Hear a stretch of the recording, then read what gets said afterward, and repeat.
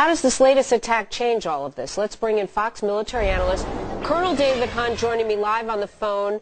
Colonel Hunt, we know that there has been activity by the U.S. in the region trying to root out militants. I'm wondering whether you think this could be a retaliation for that effort?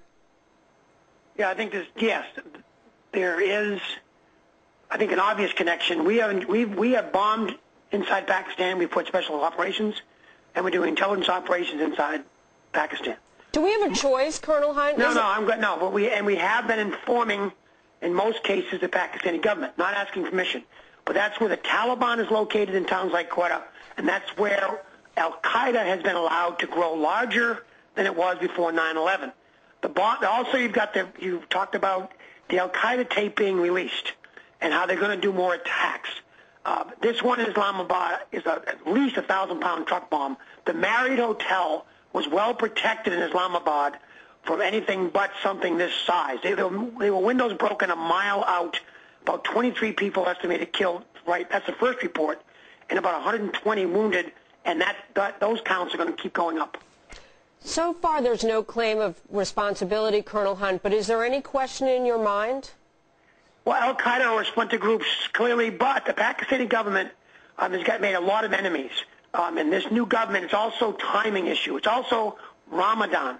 Although there was a break in Ramadan today, and there were a lot more people on the street taking a religious break from the holiday.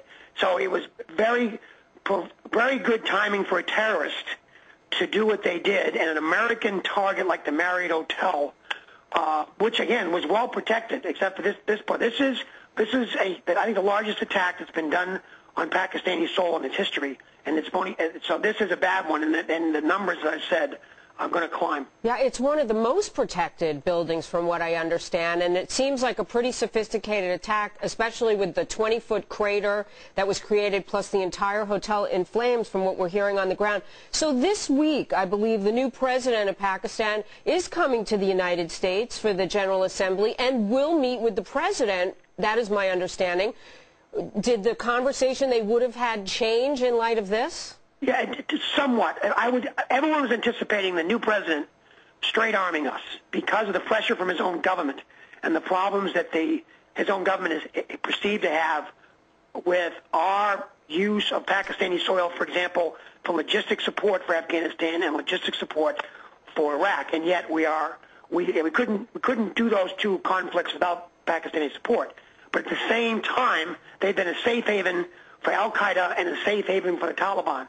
But the religious elements inside of Pakistan are absolutely against the U.S. coming into that country. So there's going to be a very convoluted discussion of, I think, more straight arming of us because the Bush presidency is on its last legs, and therefore the Pakistani guy thinks he may have some legroom. All right, Fox military analyst Colonel David Hunt.